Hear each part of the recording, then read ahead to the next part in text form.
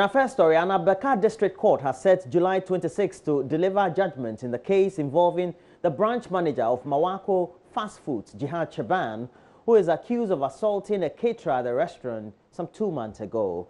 It is alleged that Jihad Chaban dipped the face of the caterer, Evelyn Boache, into blended pepper. The development, which generated heated national discourse on how workers are treated by their employees, died down as the trial progressed. Lawyers for the accused persons failed to show up in court on Thursday, but that did not prevent Magistrate Victoria Gansa to fix a date for judgment. She warned Jihad Chaban she will eventually bring closure to the matter, with or without his lawyers filing their final statements to the court.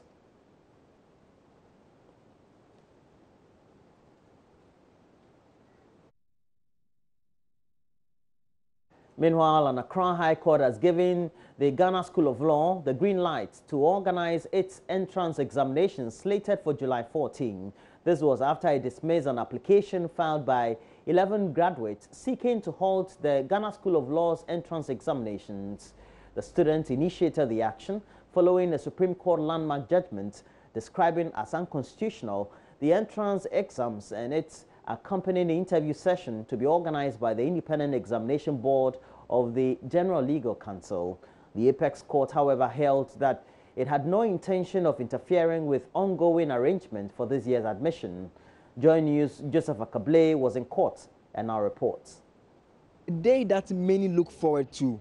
Apart from the 11 students who have initiated this action themselves, quite a number of graduates of law made it to the courtroom. Lawyers who are already in the practice also made it a point to attend the court hearing to listen closely to proceedings. Justice Anthony Ebua's courtroom was full with no seats left empty as the arguments for the day commenced. Now, lawyer for the 11 graduates of law, Professor Kweku Ansah, started by arguing against allowing the Independent Examination Board undertake the exam. He insisted the Supreme Court lacked the power to allow an illegality, especially when it has held that the said board does not exist in the first place. He said allowing the exam take place on Friday will mean the students will suffer irreparable damage which cannot be remedied immediately. He said their fundamental human rights were at stake, and since the court had been clear in its mind that the said examination board did not exist in law, it was not necessary for the court to allow the exam to take place.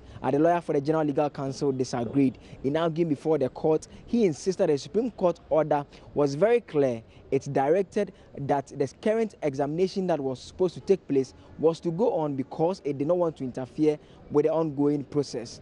He again argued that in terms of balance of probability, the General Legal Council, and for that matter, the thousands of students who were preparing to take the exam on Friday, were likely to suffer more than the 11 students who had initiated this action. Delivering his judgment, Justice Anthony Ebua held that the orders of the Supreme Court given was not in isolation of the context for which that order was given. He insisted that the orders were very clear and was not a case that they held that the exams was unconstitutional unconditionally, but rather it was unconstitutional but taking exception and allowing the present exam slated for Friday, July 14 to take place. For Professor Kweku Ansah, who interestingly is a former director of the Ghana School of Law, he, despite being disappointed, is calling for the GLC to, as a matter of urgency, consider expanding facilities at the Ghana School of Law. They should expand the facilities, first and foremost, and make sure that the requisite legislative instrument is sought from Parliament. The bone of contention has been the illegality of LI 1296. So once they've been given 6 months to put their house in order, it is hoped that they will do the needful. Yes. Having obtained the LI, I also suggest that they expand the fiscal facility. In fact, this is more governmental action than the law school itself. And then, the larger general public, because government alone cannot show that the responsibility of legal education. And therefore, we should all play our useful civic roles in ensuring that the private sector can, fund the construction of more facilities, lecture halls, classrooms, amphitheaters, hostels for the students, and not just leave it, to government alone, to show that there's response. It is enormous. It is an enormous task they alone cannot. For the students themselves who initiated this action, they say they are traumatized by the decision and are not certain they may be able to undertake this exam come Friday. We are actually traumatized as I speak to you now, but we'll put ourselves together.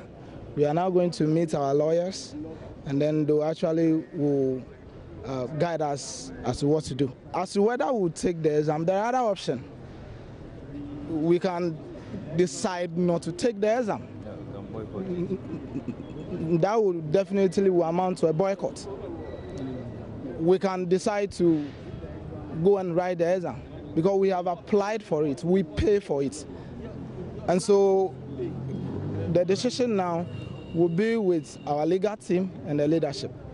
What is clear now is that the exam slated for Friday, July 14, will be taking place. But the bigger question is what measures the General Legal Council intends to put in place in the years ahead. Reporting for JoyNews, Joseph Akable, Law Court Complex. And already we're hearing from the news wires that there are attempts to have some fresh injunctions placed on the examinations from the courts this morning by the students. We'll see how that goes, and we'll bring you the latest updates on the show this morning. And meanwhile, the Member of Parliament for Kumbungu, Ras Mubarak, has drawn the attention of the Speaker to alleged contemptuous comments by social commentator and economist Sydney Casely Hayford, and has requested that he is slapped with contempt charges. In a statement on the floor of Parliament, Ras Mubarak said Mr. Casely Hayford's comment amounted to an attack on the integrity of the House. The financial analyst had claimed at an event organized by the Governance and Security Group of Africa in Accra that MPs just sit in Parliament and make stupid decisions and also pass just stupid laws.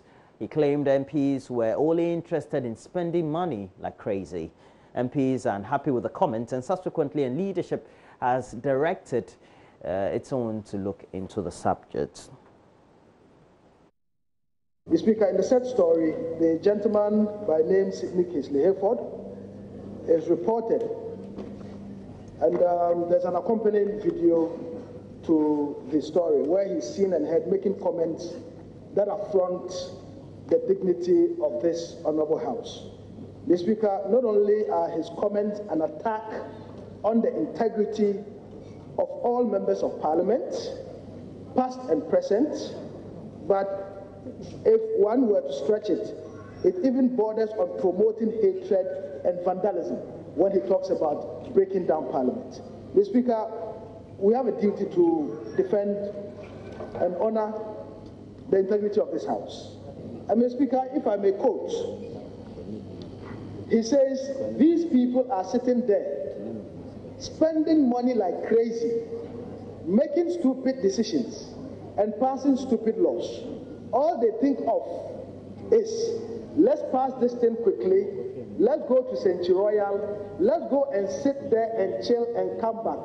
And that's the pattern. And he goes further to say that they don't read the papers that are given, they don't think through what the challenges are, and the first thing, according to him, the first thing I will do if I had the opportunity is to break down Parliament.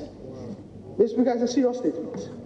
His comments are downright offensive, they are outrightly benighted, and can be coming from a man who seems discombobulated from the world he inhabits. He's unjustifiably inciting people against members of Parliament. And if his comments are allowed to pass, it will set a very bad precedent and create more room for people to impugn the reputation of members of this House. So, Mr. Speaker, I wish therefore to call on this honorable House to invite the gentleman to appear before the House to answer contempt charges. I've read what the colleague who just made the statement pulled out, and I think if that is the nature of what the man said, then certainly it cannot be good. It would amount to inflicting a mortal wound on the image of Parliament. And it's important then that we find a way to deal with it. I think I overheard the Speaker say that he wanted leadership to confer and advise on the way forward. If that is the case, Speaker, maybe given the fact that we have a few weeks ahead of us before the House adjourns, it will be then important for leadership to meet as early as possible on that matter and appropriately. Outstanding orders, Order 31, should be the appropriate route to take. But I also take a cue from the earlier discussions of the House that the leadership meets over this matter and advise the House. So I accordingly refer the matter to the leadership of the House to meet and discuss and advise the House.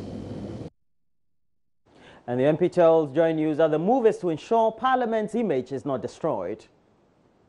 Every citizen has a right to draw attention to anything that they find offensive. He's not been able to put out any facts. He's not been able to show exactly how members of Parliament are fleecing the state. And to say that we're just spending money like crazy, I mean, that's very insulting. We've had very, very distinguished personalities in this Parliament, past and present, who are working, who are striving for the betterment of this country and its people. And I think it's just not right to have him say that we are making stupid decisions and passing stupid laws. And, and it is very important that once somebody has violated the provisions of the Constitution, once somebody has flouted our standing orders, we bring him to book, but also to serve as a warning that free speech doesn't give people the right to impugn the integrity of very, very distinguished men and women. Because the more we allow people to say these things and get away with it, the more room we would create for people to make very, very damaging remarks, not just about Parliament, because tomorrow somebody could also say, look, throw away the Constitution, we don't even need an executive arm of government. Or tomorrow somebody could also say they are going to bomb the Supreme Court. And I'm even going further to say that if something untoward should happen to this Parliament, he should be one of the first suspects that should be arrested and charged, because he makes comments to the fact that if he had the opportunity, and I'm quoting him, if he had the opportunity, he would break down Parliament. Clear, a threat of vandalism.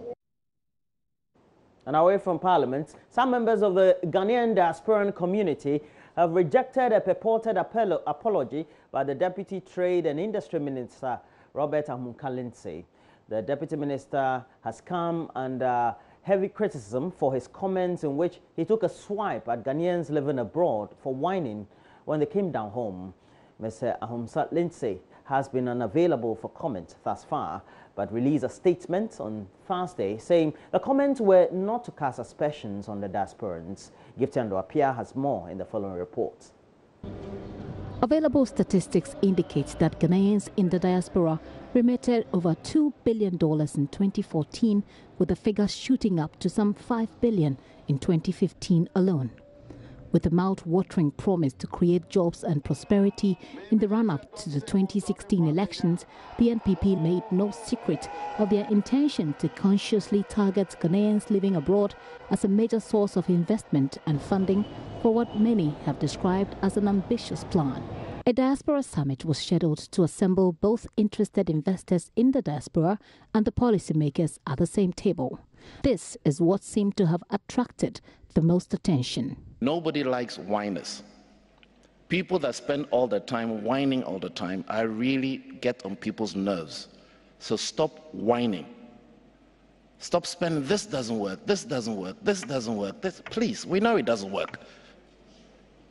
So stop whining all the time saying it doesn't work. If it worked, you probably wouldn't be sitting there. So nobody likes whiners, so stop whining.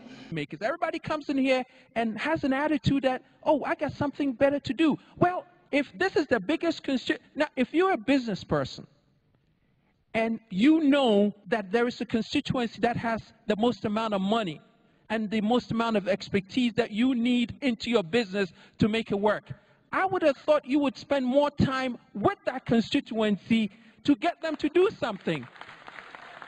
There is nobody here. The decision makers are not here. So we need to change this mindset. And if you would let the president know, this attitude and this arrogance about we are whiners, really?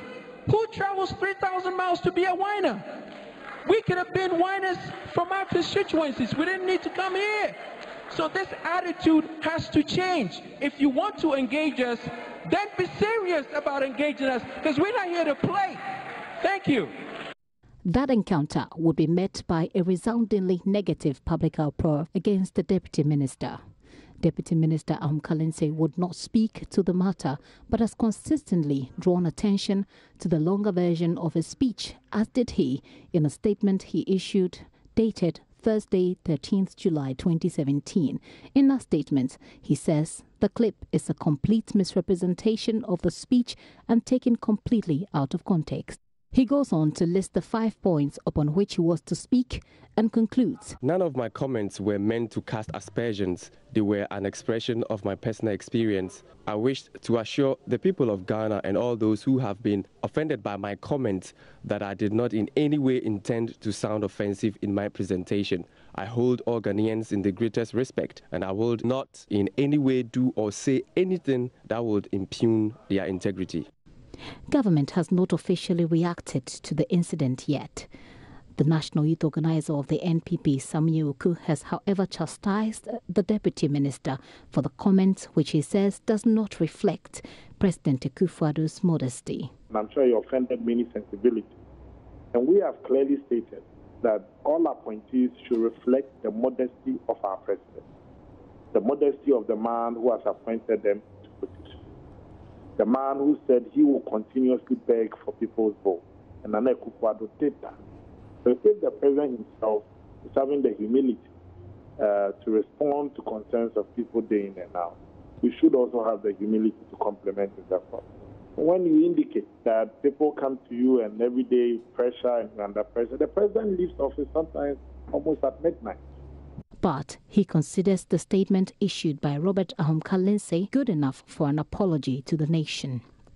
Sensibilities were offended, and if the Deputy Minister has done the honorable thing by apologizing, okay. I don't want to drill the hole down. Right. When you do that, then you are asking for a debate for people to then begin to analyze every statement he made. He's apologized, I respect him for that. Let's move on. Well, that feeling is not shared by some of the people who were addressed at the Diaspora Summit. They maintain the minister disrespected them. It was right unfortunate for the minister to make that statement. Yeah. It's also very disrespectful and very insulting. The bravado that he even said it with was out of order. And when he specifically said, "Let me speak the British English so you will understand," before he even made that statement. And that's not a statement that you don't tend to offend. That, by the way, would not change their plans of investing in Ghana. But they demand an unqualified apology. Instead of making a statement like that, he should have just came out and apologized. And that's it. No way you can say it's out of your words are your words. You have a right to complain and talk about things when you're spending so much money. I mean, the remittances from outside alone is more than the aid that you get from other countries. Perhaps this will attract further comment from the Deputy Minister Robert Kalense going forward. Gifty Andopia, JoyNews, Accra. Interesting. Just tells you Ghanaians, and for that matter, Africans are Africans after all. Even if they get to be in other countries where the culture is different, they still tend to remember their roots.